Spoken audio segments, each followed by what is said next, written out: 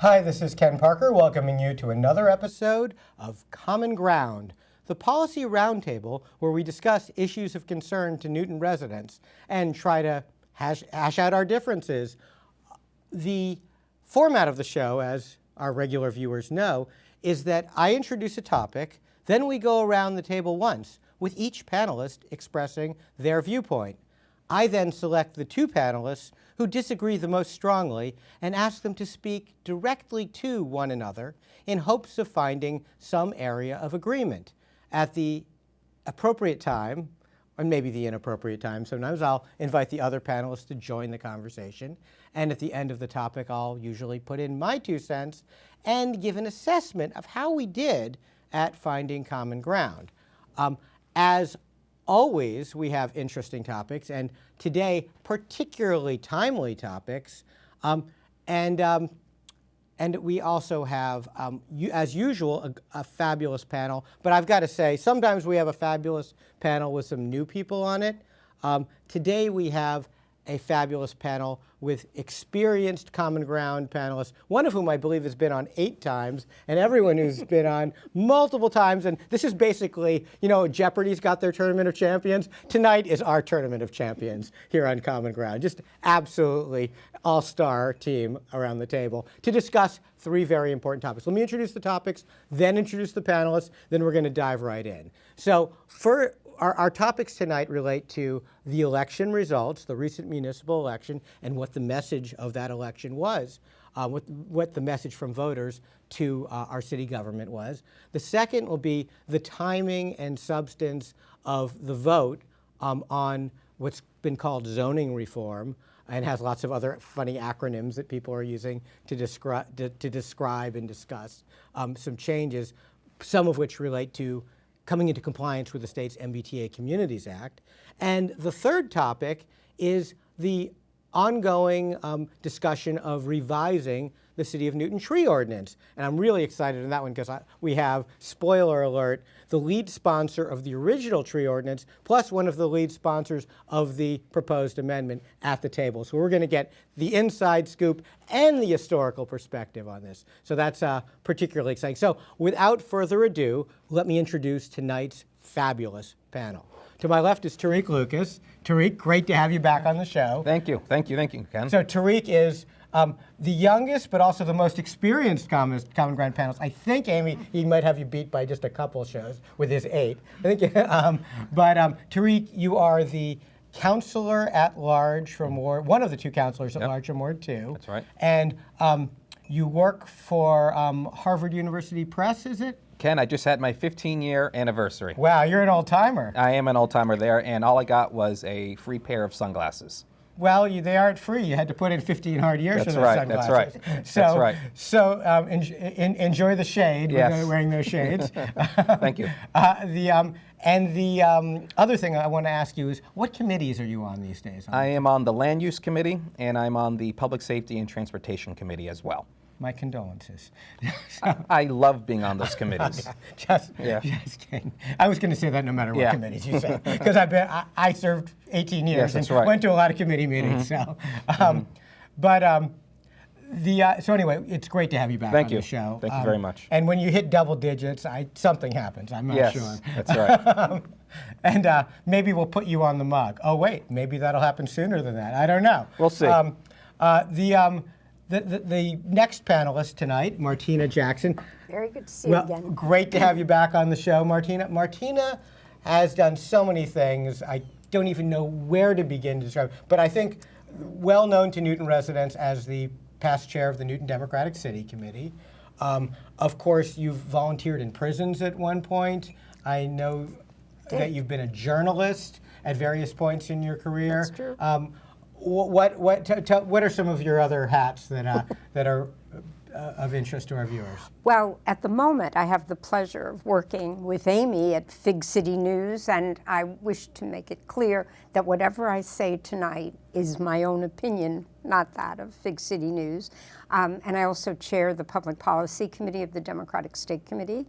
And I did teach in prison for 13 years. Quite right. Thank you for remembering. So no, I mean I did a Vista volunteer year, and part of that was teaching instructors who were teaching literacy in prisons in Maryland. And so when I heard that you had also done that, we had a chat about this at one point many years ago. But I thought that was really cool. That was fascinating, absolutely. And the thing that struck me most is when you go in through security and you hear that big clang sound. Yeah. And you're like, are they going to let me out again? No, I knew they were letting me out. I knew it intellectually, but that feeling. Right. But I have to say, Peter Katusian, when he was running for sheriff, I was there, and he kept saying to people, Martina, when you were in prison, could you please?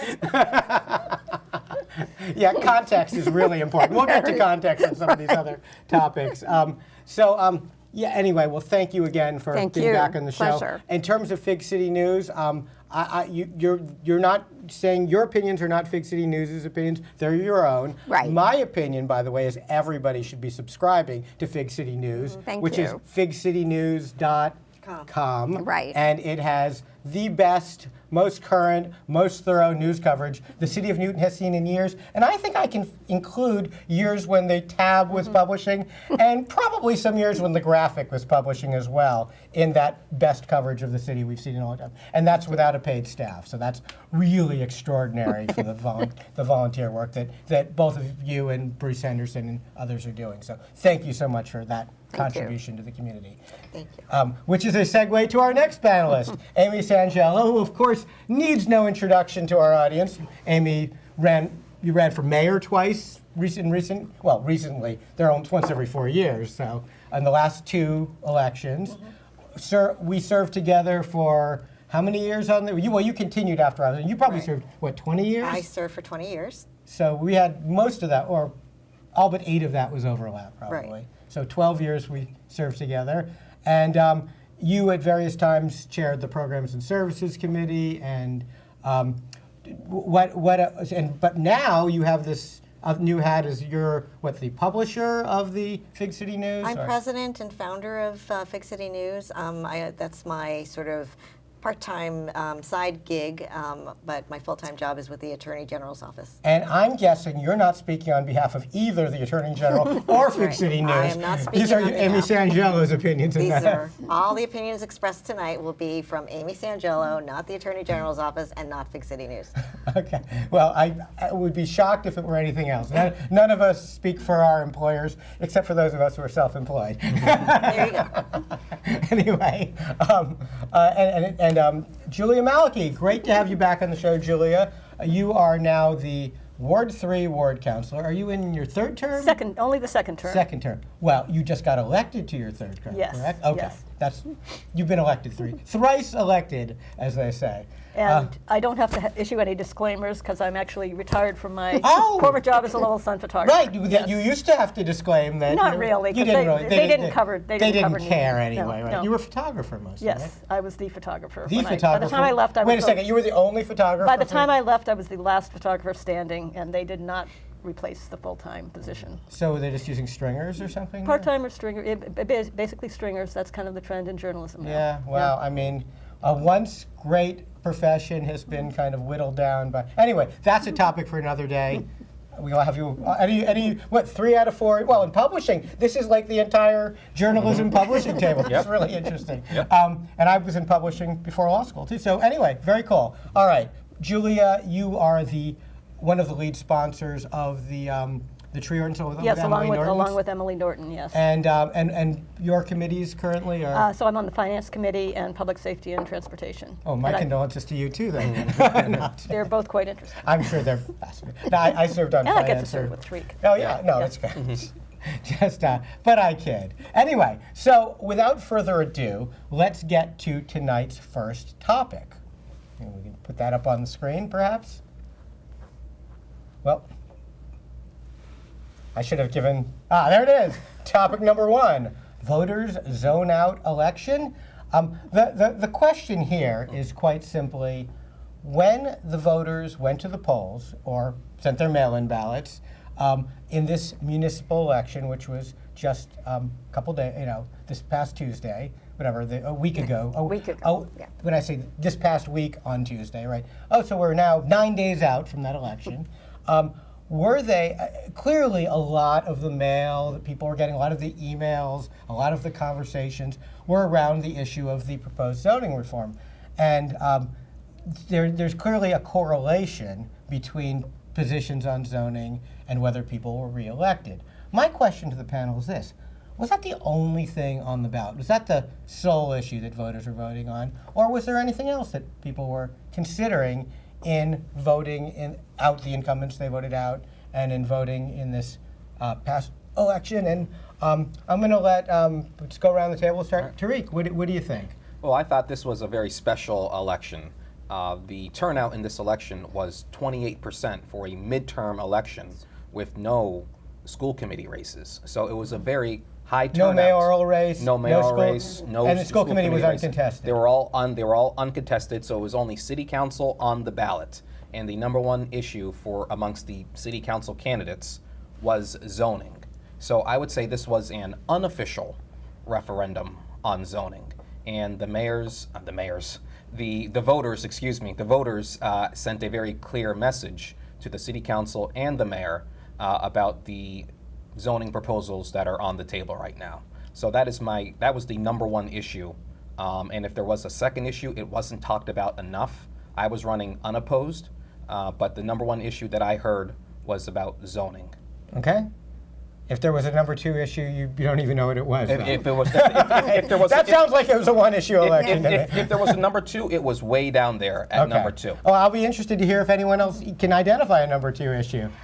Martina, please. So, talking to a lot of people, what I got from a fair number of people was it was zoning number one, but feeling unheard by the city council. And there was a very great deal in certain areas about that. People felt that the elected city councilors were not representing them. And I would say that several of the people who won were people who ran because of that, not just zoning, but in your ward in particular, that people felt they weren't being heard. And so that was my sense of it as well. My ward in particular, for our audience, I live in Newton Highlands, which is part of Ward 6, which is essentially the middle of Newton. It's the only part that doesn't border any other municipality. So it's Newton Highlands and most of Newton Center proper, not the expanded 02459 zip code. So, and we had, as with all wards, we had three seats. Our ward councilor didn't run for re-election. There was a very, very hotly contested race, which may well be going to a recount. For ward councilor, Lisa Gordon and Martha Bixby. Martha Bixby are the two candidates. Bixby, I believe, is ahead now by 23 votes in the latest tally.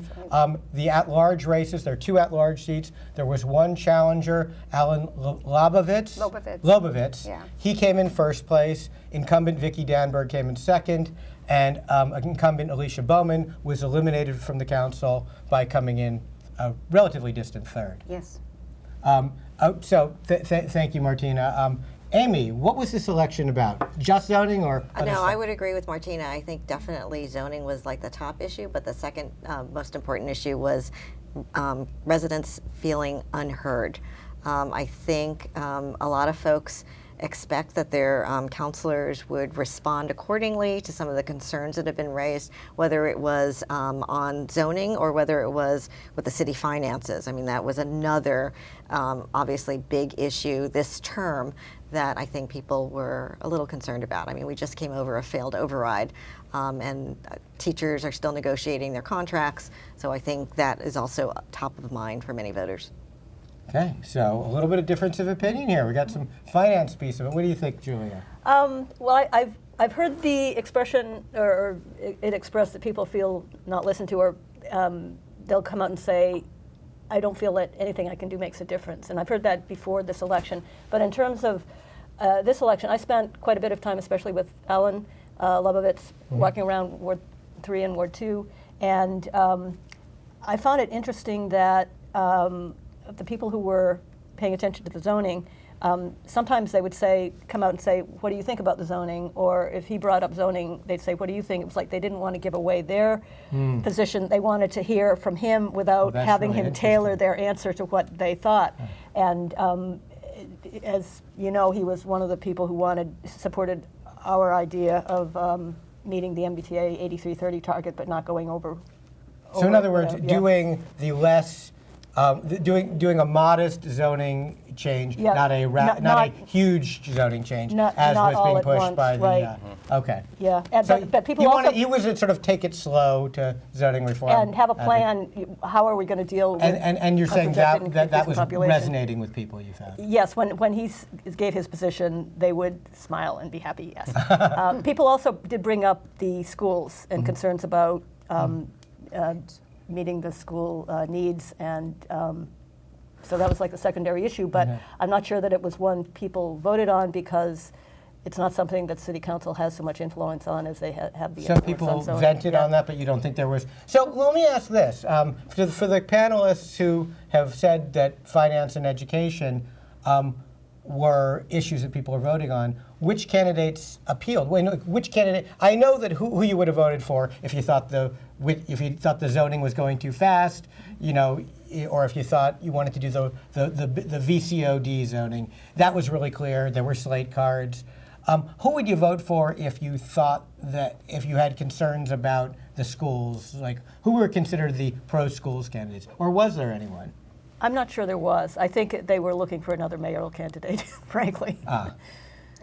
So that was more venting than. I'm going to go. Anyone have a? Tarik, you said this election was about zoning. Yep.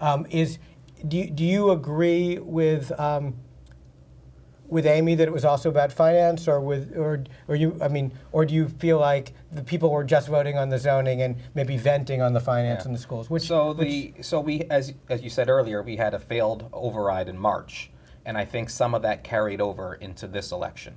So the folks who came out and voted against question 1, which was the 9.1 operating override, which failed, those voters also came out and I presume voted essentially against the zoning proposals that were on the table and voted for the candidates that defeated the incumbents. Okay. Anyone else? I would agree with that assessment, Tarik, because I think it was a message from voters that they were concerned whether the city has been very honest and transparent about the finances. And there was a question about that during the override campaign. And I think that also carried over to the zoning proposal as well. Is the city being as open and transparent about what the needs are in order to meet MBTA compliance or in order to increase our housing to a point where people feel that the city could handle it. Yeah, and as well, I think, Amy, what we heard a lot was that people felt that the issue when some city council members said that this isn't going to happen in another 100 years, we're just going to zone, it doesn't mean we have to build anything. People felt that was quite disingenuous. And felt that was not transparent. Yeah. And speaking of transparency, I mean, despite urging from me, Mark Laredo, many people that there ought to be some kind of citywide notice the way something comes out in a water bill or whatever, that village center zoning was even going on. There was never any notice like that. So when people did find out about it this summer, They felt blindsided. They said, why are we just hearing about this? Right. And then you heard from the advocates that there was a big process going on for years. Right. But, I mean, I guess I always felt, and I don't know how others who served on the council or are currently serving feel about this, but I always felt like Newton residents paid much more attention to national and international issues unless something was really big and about to happen. It has to be imminent. It has to be big, imminent, or have just happened for Newton residents to pay attention to local stuff. To that point, when I've gone canvassing for state and national candidates, people always say, I never get involved in local politics. It's only state and Newton residents read the Newton New York residents, Times yeah. way more than they ever read the Newton Tab, for example, Yeah, right? right. So it sounds like there's a lot of common ground around the table. I'm just going to really quickly put my 2 cents in. I think I agree with most of what the panel is saying. The one thing, I don't think that very many voters were voting on the override issue. The reason why I don't think that is, like who was for taxes, who was against taxes.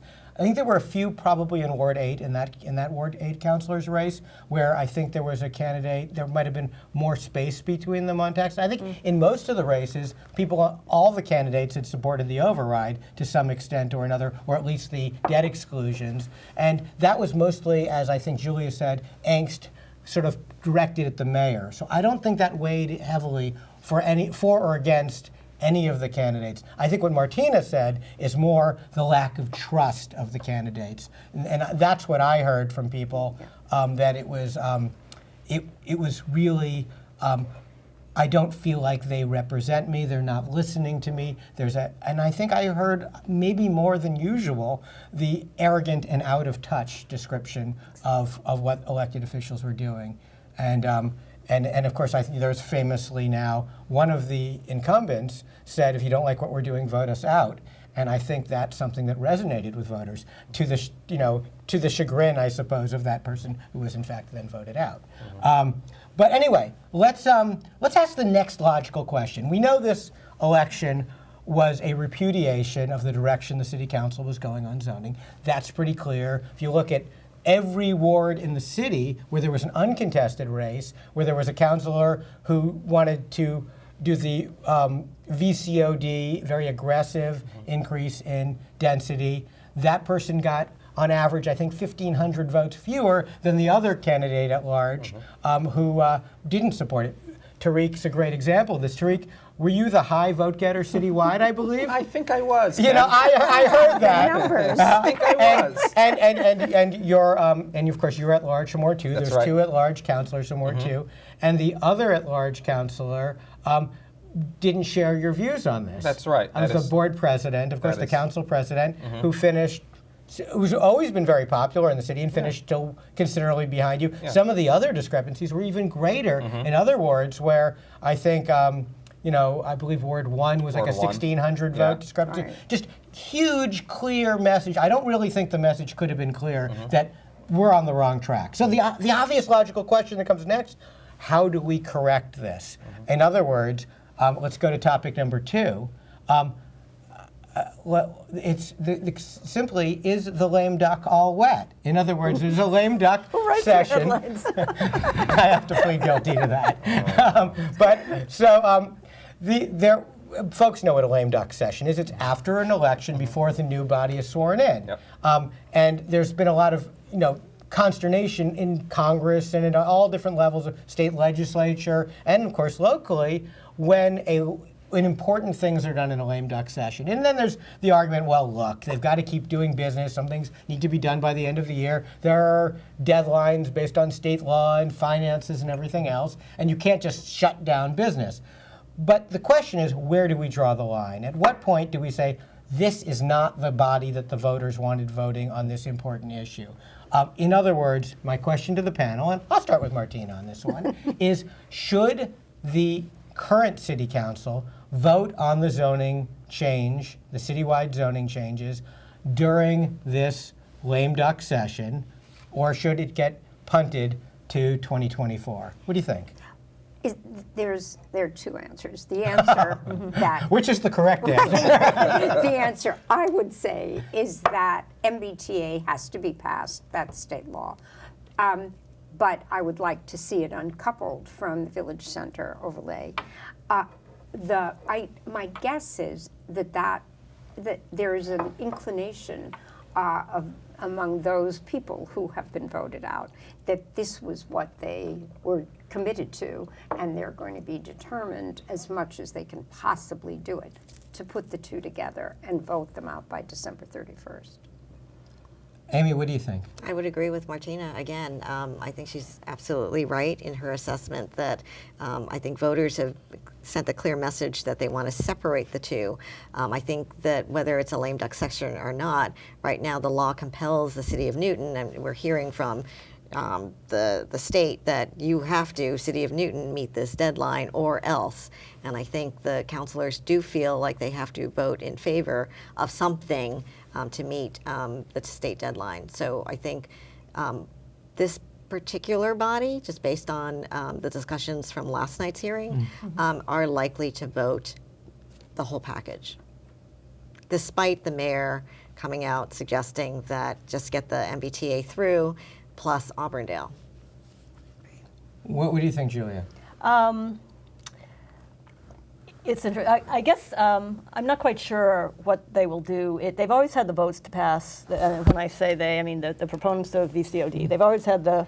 So I'm doing a disservice to our viewers because I always promise that I'm going to explain acronyms. Okay, So Village Center Overlay District. Let me just in 30 seconds, the history of this is, for years now, the Zoning and Planning Committee of the City Council has been working on this thing they're calling the VCOD, the Village Center Overlay District. And the idea here is to allow create a second zone, an overlay zone on the map in each of the village centers, so little spots all over the city, where you can build relatively dense residential developments by right, that means without a special permit from the city council, and much denser than you could, in some cases, right where restaurants and stores are now, and in other cases where less dense residential is. The idea being to make our village centers increasingly residential. That process got piggybacked together, or merged together, I should say, with the state mandate of the MBTA Communities Act.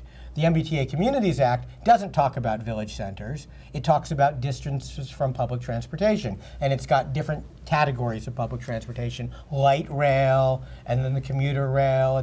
But the bottom line is, within a half a mile of various MBTA stations, you need to have a certain total number based on the size of the community of units, which works out in Newton. Now, it's not of units, but you have to zone for a certain number of units. In Newton, that number would be 8,333 based on running the formula here.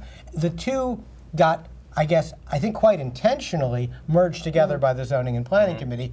And so there's been some effort to separate them out. But that's been hard because their whole process has been fully integrated up to this point. And so they're not only doing 70% more units than are required by the MBTA Communities Act. They're also doing lots of things like lack of open space, lack of tree preservation, lack of setbacks, much higher building, no parking requirements, in most cases no affordable housing requirements. A lot of things that are not in other words, that are part of their VCOD that weren't part of the MBTA Communities Act. And so the question then is, can these things be parsed out? Should we try to parse them out prior to? Yeah, so they can be separated. Going back, it's the merger of it effectively allowed the proponents of VCOD all over the city to say, because of the MBTA community's deadline of December 31st, we have to vote on it, and they had the votes to merge it all together. They could, if they choose, join the 9 of us who wrote the letter saying, let's separate it. I think that still may happen. Really, because well, there were some votes last night that didn't. Yeah, I think it was 13. I think I was trying to write down the 13 notes. included Auburndale. But not a majority to do all Correct. the villages. So I think the sense based on the straw votes was that there'll be a separation of. By geography, but not by substance, it sounds like. Right. Yeah. In terms of the substance, not very many of the proposed amendments that would have scaled down the actual unit count were getting passed.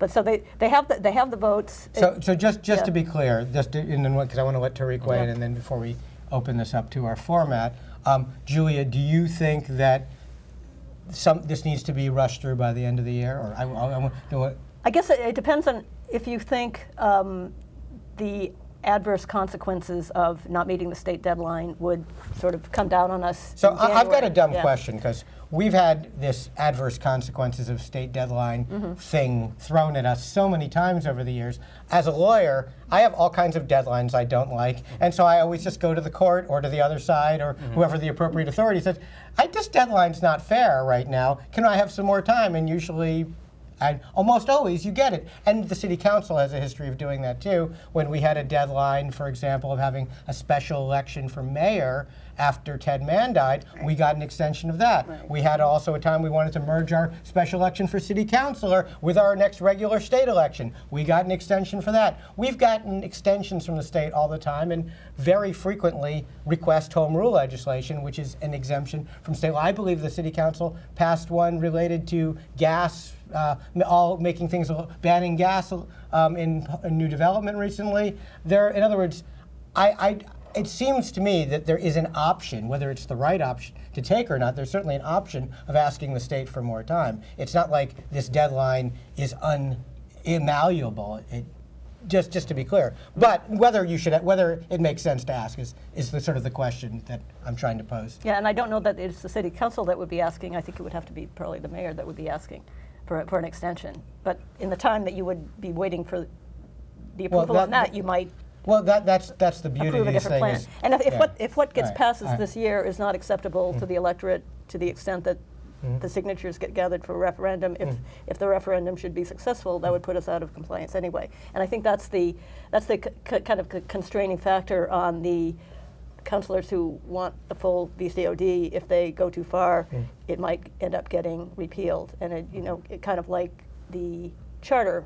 Well, it's an interesting. charter There's an kind of went interesting too legal far and question didn't whether pass. the law requires something to be Yeah. passed or Yeah. it requires something to be implemented. It may well be that if the council passes it, they've satisfied the mandate, and if the voters repeal it, the council can, or if it gets subsequently amended, the Yeah. law doesn't say you can't Yeah. repeal it later. Yeah. But it is hard to repeal zoning because once people act on this right. Anyway, Tarik, I'm going to give you a Yeah. chance to weigh in. Should this be decided in the lame duck or after? Or some? It absolutely should be decided in the lame duck, and the question is how much zoning and what districts will be upzoned or rezoned. I'm in favor of just doing the MBTA compliance zones to get us to a housing capacity count of 8,330. As you said last night, there was a straw vote to have only those MBTA districts. It had a total of 10 votes out of 24, but when Auburndale was added in, which is not in the MBTA compliance zones, in MBTA compliance zones, there were 13 votes. And then when there was the whole package, all of the village centers, including Four Corners, which I think you might live near there. I might. You might live near there. That had a very small. Rumor has it. Yeah, that that part of the Newton Highlands. Yes, that had a very small vote. I think maybe 5 or 6 votes. So it looks like the direction. 5 or 6 votes in favor. In favor. So it looks like the direction of the council is to do MBTA compliance zones and Auburndale, and that is going to be a very hot topic. Some of the 13 could drop out if Auburndale were included. Right. So here's what I don't understand, and I'm be delighted if anyone around this table can explain it to me. It sounds like the way that this is being divided is by geography, not by substance.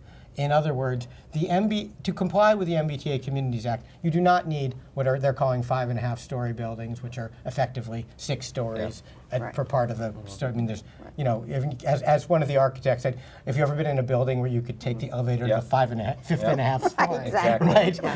That's a 6-story building. Right. Right. So you don't have to allow 6-story buildings. You don't have to allow development with no open space or virtually no open space and cutting down all the trees. You don't have to allow development with no affordable units. None of these things are required under the MBTA Communities Act, but they were all in the VCOD. So my question is, the things that when people talk about scaling back the current proposal, called the VCOD proposal, it sounds to me like they're only talking about scaling it this way. In other words, taking out non-anthem and taking out Right. maybe other, but they're still, in terms of the substance of how it impacts Newton Center and Newton Highlands and Waban and Newtonville and the remaining village centers, they aren't touching that because those amendments seem to all to have been voted down last night. Am I wrong about that?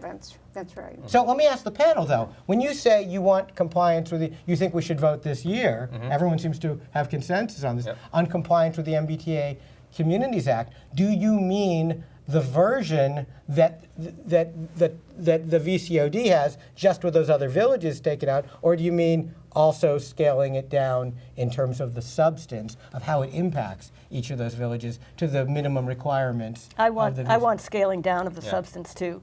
And we haven't gotten all the way through with those amendments. We started with the Newton Highlands, reducing some of the VC3 to VC2, and Councilor Wright also has proposed amendments. This is Councilor Pam Wright, who's been on the show before talking about in great detail these zoning things, and everyone stayed awake for that whole explanation. No, sorry.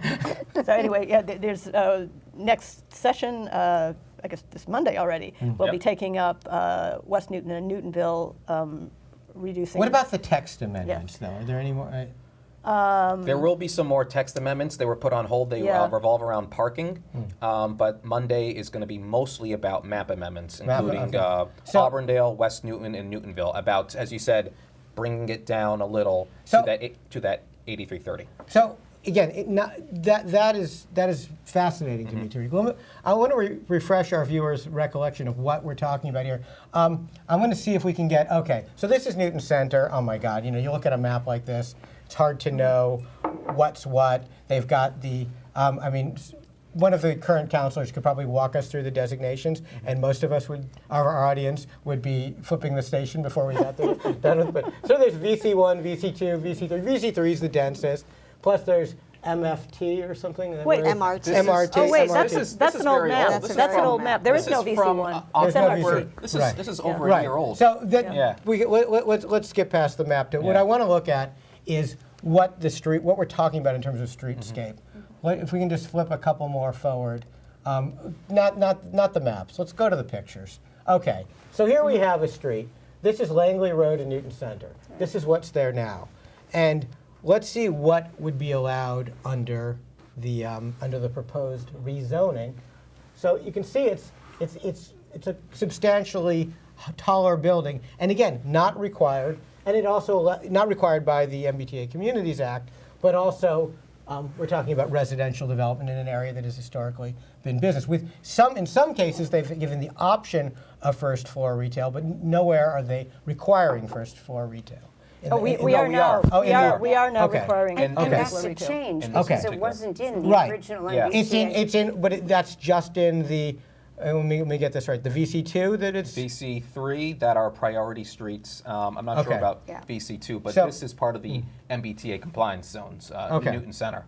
So just to be clear, let's just get to the current version of this, because it's one of the things I was wondering about is this right here on Langley Road. Does anyone know? Would this be required to be retail under the current proposal? I believe so.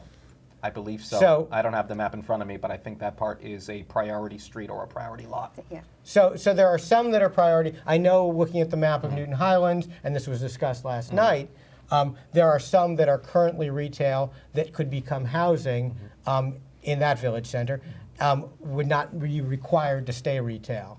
And I think that's true in all the village centers. There's some areas where you'd preserve the retail and others where you would not necessarily. Is that a fair characterization? I think most of what is currently retail would get preserved, and that's First story retail. So in other words, first if floor you've got offices above, they're gone, but the first floor retail would right. be preserved. Yeah, there's no requirement for offices above or anything like that, but just for the first floor retail. And And in fact, you can't do offices above. That's prohibited if you're taking advantage of the denser zoning. Is that right?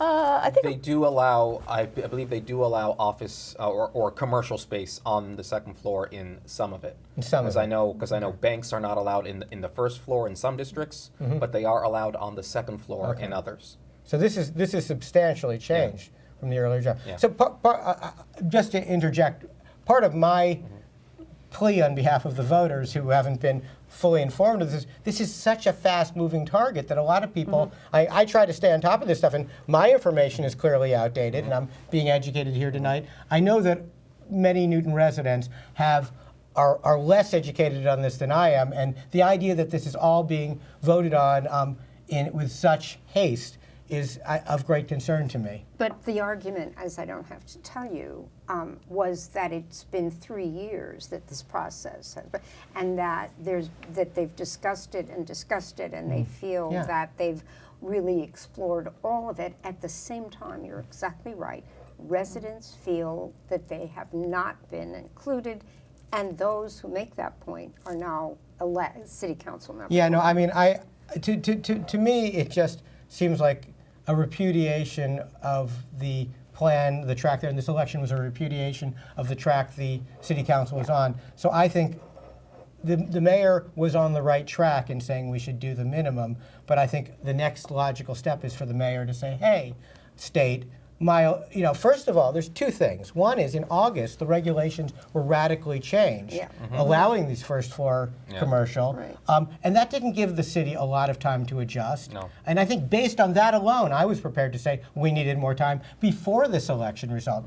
So I guess I would say around the table here, there is common ground with which I disagree, which is I think if we can get authorization from the state, we should at least ask. Because the worst they can say is no. The mayor could petition the state. The council could pass home rule legislation saying, give us more time. Our voters, you've made some recent changes. Our voters have spoken. Because I don't think it is as neatly, it's kind of like when you get your chocolate and my peanut butter.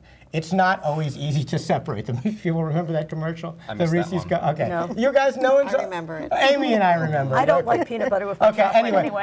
I don't like chocolate. Anyway, okay. Well, Don't like salt with chocolate. we'll have remedial desserts for you later. But the point being, it's sometimes hard to put, I don't know, the toothpaste back in the tube. Yes. Use whatever analogy you want. I don't think it's easy to. Here's a better analogy. When you mix the ingredients to make a batter, you can't necessarily take your butter and sugar and separate them out again. This batter has been baked in with these ingredients. I don't think you can say, okay, now we're going to take the VCOD components out of the MBTA compliance that easily, because there's so much integrated into the substantive assumptions, including whether or not we require affordable units, including whether we have what the setbacks are. In other words, how much open space, how much green space, whether we require trees to be there, whether we require off-street parking. All these issues are baked in to the cake. So all we're doing is taking that cake and cutting a few slices out right now for the other village centers. That's my view, my 2 cents on this one. I don't think that it may comply with what some of the councilors want, but it doesn't comply with what I think the voters want in terms of going back to the drawing board, having a more open and inclusive process, and ultimately coming up with something that achieves more affordability, which ironically, and this is the thing that infuriated me throughout this campaign,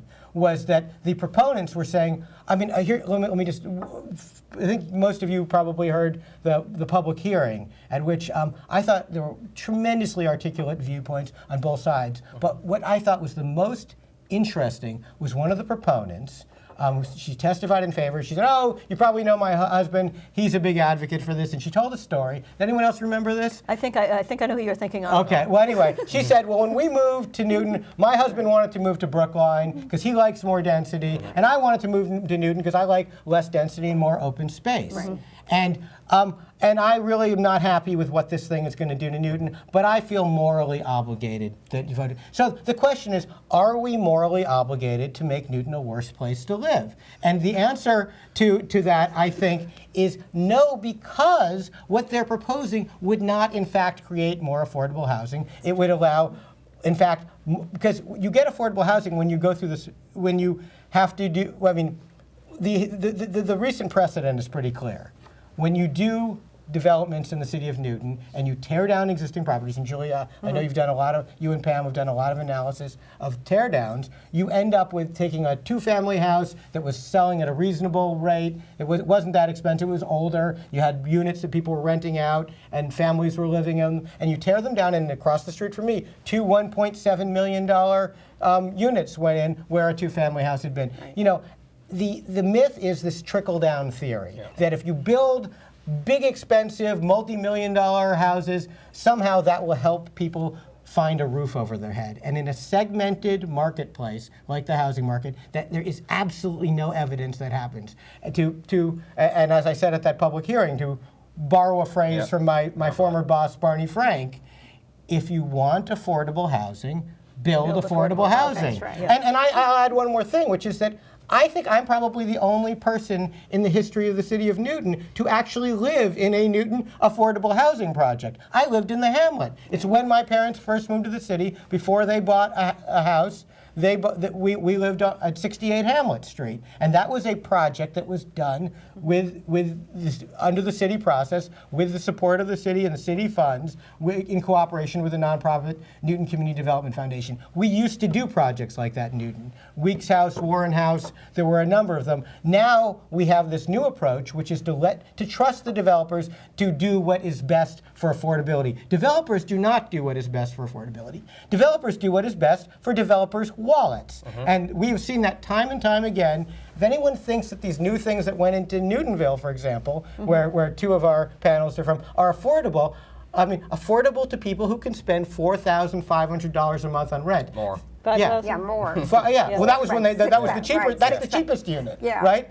Right. Those are not people whose option is live at that development in Newtonville. I'm not even going to name it because I don't want to call people out. Or be homeless. That is not the situation we're in. Yeah. If you want to have affordable housing, build affordable housing. It's tremendously disingenuous. And I think sort of 2 points. I mean, I think a lot of people who say they want more affordable housing, their idea of affordable housing is something their kids could be able to afford to hopefully buy.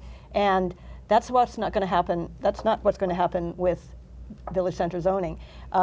We would get more affordable housing in the sense that we hope our inclusionary zoning ordinance is going to apply. But that's the 15%. problem. But I was shocked to hear last night the planning department say that they are still in the process of trying to prove that our inclusionary zoning would not be uneconomic for developers. So at this stage, we're on the verge of voting for it, and we don't know yet. But it whether doesn't apply apply to developments under 7 units. Right, All exactly. these Right. projects, and just to be clear, this is a recent change put in by the same people who are pushing the VCOD. When I was on the city council, and I think, Amy, when you were on, remember, you know the old formula? It was whatever you could build by right, you would then say, anything beyond that, 25% of it had to be affordable units. Thus, if you were zoned 2-family and you wanted to build 6 units, you had a 4-unit bonus. One of those 4 units had to be affordable. Now, if you want to build 6 units under their new, 0 have to be affordable. And we rounded up, by the way. So if you wanted to build 3, one of them had to be affordable. They said, oh, developers don't like this. They're not doing it. They were doing it. They were coming in for special permits. And there have been many, many projects since then with no affordable units as a result of this change. There's a great incentive to do up to 6 units. Yes, of course. Right. I mean, and that's not rocket science to figure out that's what That's right. developers are going to do. They're going to divide the thing up into slices of 6 or fewer and not do any affordable units. Ken, I serve on the land use committee, and I see a lot of those 5 and 6 townhouse units that we approve because they are good projects, but there is no affordability in it, and that is why I would like to do next term is to make an amendment to our inclusionary zoning so that we'll keep it at 7, but May I suggest something else? Why don't you just change it back to the way it used to be? Because that way, every project that went above, you gave a bonus, and they didn't have to do them all. And so they could make a financial contribution or an off-site unit too. So you got affordable housing out of every special permit for housing. Where you were building more than you could build by right. But let's get to our last topic. Go right ahead. All right. I wanted to hear his last proposal. Oh, sorry. You want to hear my Okay. last one? Was that is that if you do 4 to 6 units, you have to pay into the Affordable Housing Trust to pay a mandatory fee. That is not waivable. That is what I would like to see going forward. We had that before. It was part of it. Well, we now didn't have a trust fund then. What's that? We had a trust. We didn't have the The Affordable Housing Trust Fund. We didn't call it the same thing, but there was- that is new. It was Okay. created last year, so I would like to see more payments into that, and they would go out and purchase property and build what affordable housing. We didn't call it that, but we had effectively the same thing. But we have a third topic, and we have the leading experts on that topic here. So let's jump to trees. or jump into a tree or jump out of a tree. So let's call this tree triage or tree ordinance triage. Jumping from tree to tree. All right, so, okay, yes. The city of Newton passed a tree ordinance in around the turn of the millennium, roughly, about the year 2000. Then Alderman Amy Sangiolo and Alderman Mike Lipoff were the lead co-sponsors of that. I was also a sponsor, but also the chair of the Programs and Services Committee. So I had fun working with the law department and actually drafting the thing and trying to get it past some of the people with very strong opinions on the committee at that time.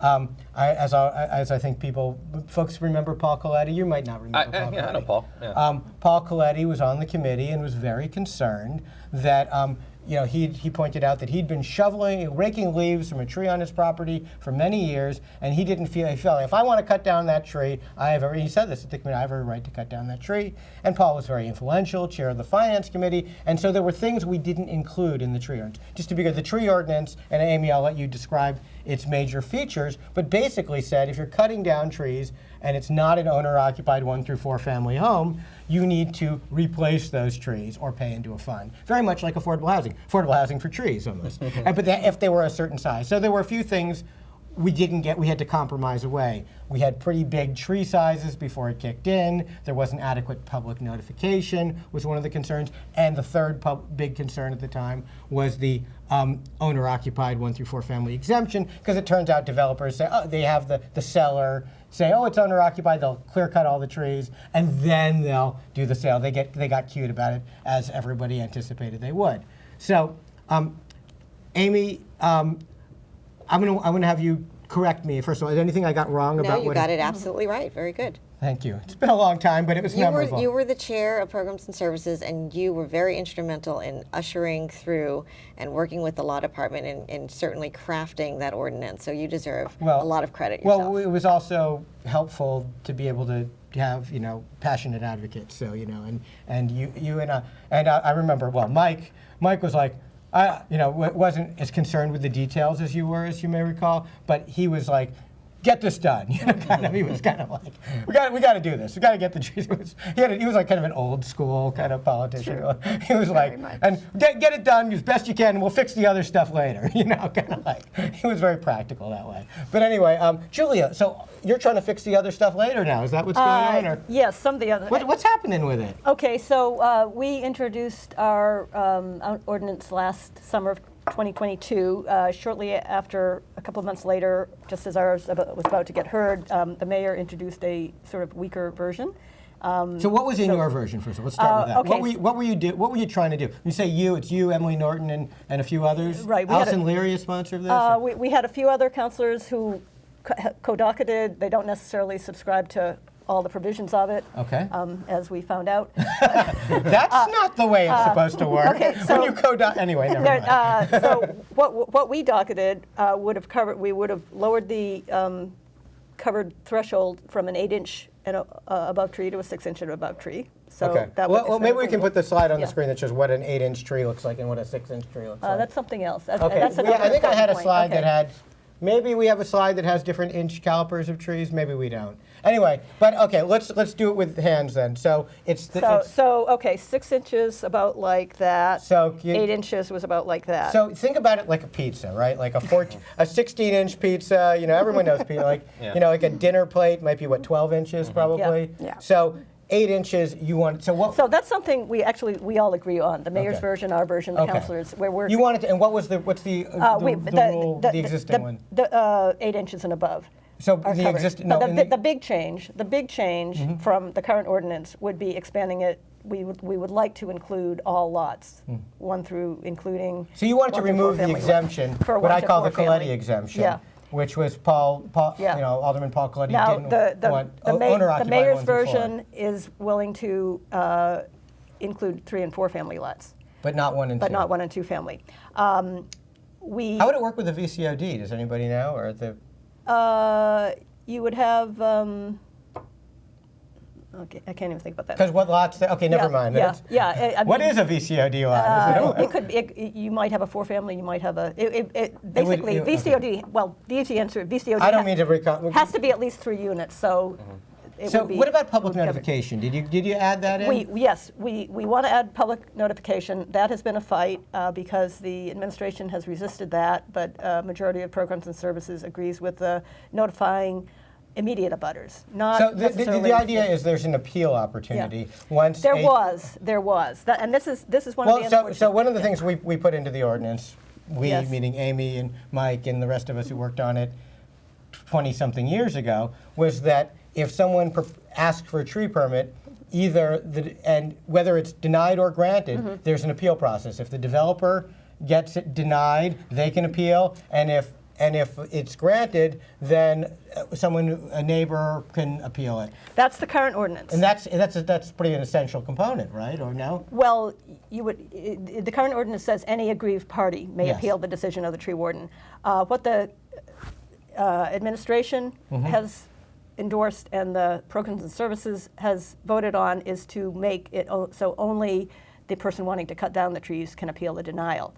And So no one else. has a right to. No, and I That makes it worse than it is. now. exactly. It's one of the things that makes it worse. And I pointed that out during a recent discussion, and the law department said, well, they could only